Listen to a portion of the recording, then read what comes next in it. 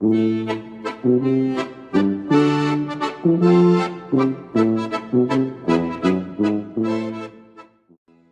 you ever imagined what would happen if Nazi won the war?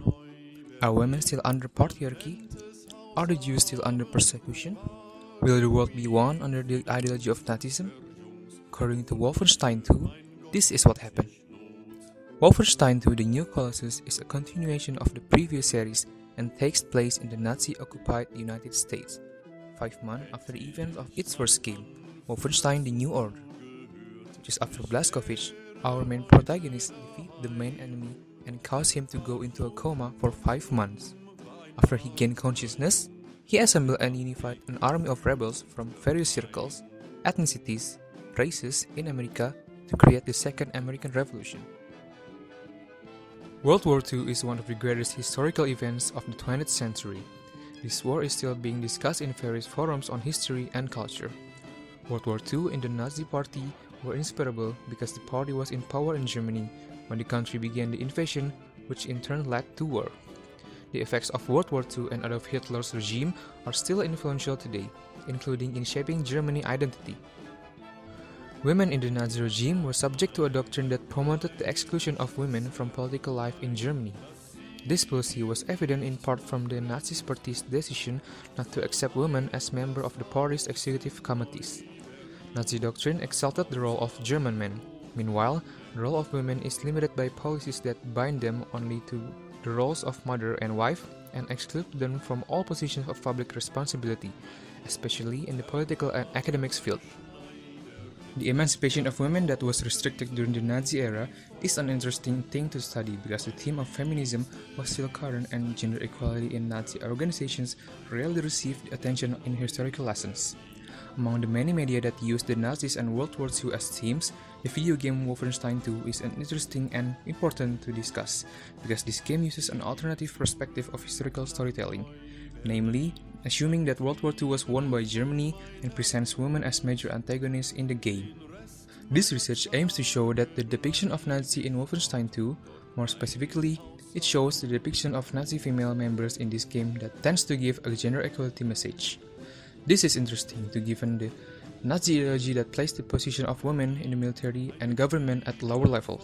The research method that I use is textual analysis from Roland Barthes, and this analysis will have 3 main focus, namely the depiction of female figures in this game, Irene Engel's leadership as a representation of the concept of German nationalism, and stereotypes and depictions of Nazis in Wolfenstein II: The New Colossus. Let's start with Irene Engel.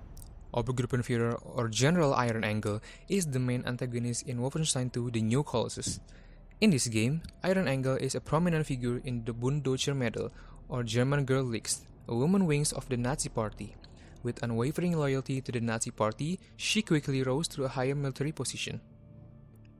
In Wolfenstein's first game series, The New Order, Irene Engel is a fairly old woman with blonde hair, blue eyes, and white skin, according to the description of the Aryan race described by the Nazis. She wears a black Nazi uniform with a Nazi armband on her left arm and a collar badge with a leaf symbolizing the Obergruppenführer. Her appearance does indeed look like how an Aryan woman at her age. What distinguishes her is that she is a woman who has a high ranking in the Schutzstaffel, a large military organization belonging to the Nazi Party. In Wolfenstein: The New Colossus, the only notable difference in her appearance are her face, with the scar from previous events on the New Order still visible. Her face looked almost healed, and her face looked even younger. In this game, there is also another Nazi female character. She is Sigrun Engel, who is none other than the daughter of Irene Engel. Sigrun has a fair skin, light blonde hair, and blue eyes, befitting the characteristic of the Aryan race. But the thing that stands out the most is the shape of his fat and disproportionate body. Irene is always rude to her children because of her weight, sympathy, and open mind, which does not match the Aryan race. Irene and Sigrun's physical forms become their privileges.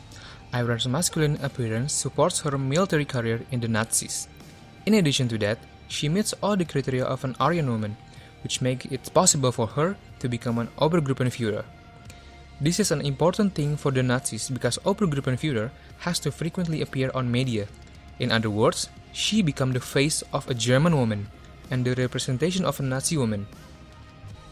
Irene was a respected figure in the Nazi ranks and was also feared by her enemies in the United States.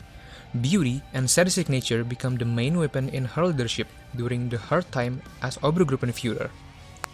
Throughout the game, Irene Engel is shown to be a woman who is very evil, cruel, and merciless in killing anyone she deemed inferior or traitor with great joy. Irene rarely shows affection or concern for others, even for her own daughter. Irene had a relationship with Bubi, a member of the Nazis who was eventually killed by Blazkowicz. However, whether Engel really cared about her boyfriend Bubi is still questionable, as she recovered so quickly from his death and never mentioned him again in various scenes in the game. This explanation can be interpreted that Irene Engel is an independent woman and does not depend on others, especially on her partner. She even takes the role as the dominant one in a relationship, contrary with the stereotype of women.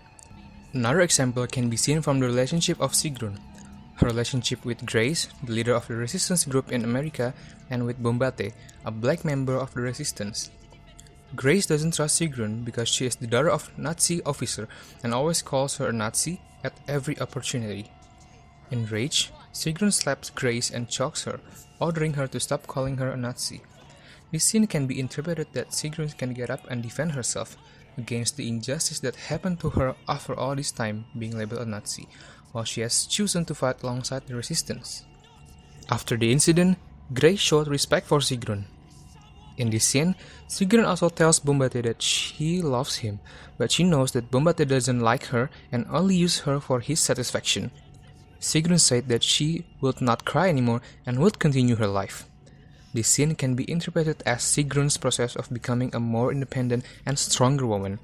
She didn't need a man who would only disappoint her. Although it is very clear how this game polarized Irene and Sigrun Engel's characters, there is a similarity between the two of them, and that is their independent nature. Irene has dedicated her life to the Nazi Party as well as its ideology. She has a tough leadership trait on anyone who is not in line with her. As in the Jimmy Carver interview, during this interview, Engel corrected Jimmy in an angry tone for not pronouncing German properly. Engel warns him to do the next interview entirely in German, or he will face the consequences. She implied that Jimmy would face a harsh sentence had he not done so. Irene's rebuke to Jimmy about the language used in her interview is a form of linguistic imperialism. It is very important for Irene as an officer of high rank to make sure everyone used German fully and properly. The Nazis adopted a series of aggressive propaganda and implementations in cultural forms, particularly in the form of language, in an attempt to make America more German. The Nazi media in the United States carried out aggressive pro-German and pro-Nazi propaganda. An example of this propaganda can be seen in the Neue Wahrheit newspaper, with this edition of the newspaper discussed German, which the researchers claim is a language that is superior to English. I represented German here as a form of national identity, because if people in the United States no longer use English and switch to German, they will lose their identity as citizens of the United States. Therefore, Irene has an important role in making German the main language in the United States. Wolfenstein: The New Colossus explicitly shows the contradiction between the figure of Irene Engel and her daughter Sigrun Engel, both as women and members of the Nazi Party. Irene Engel is shown as an example of an ideal Aryan woman who submits to ideology of Nazism, while on the other hand, Sigrun Engel is depicted as a Nazi woman who lacks the perfect physical characteristic of the Aryan race and also more empathetic and has an open mind.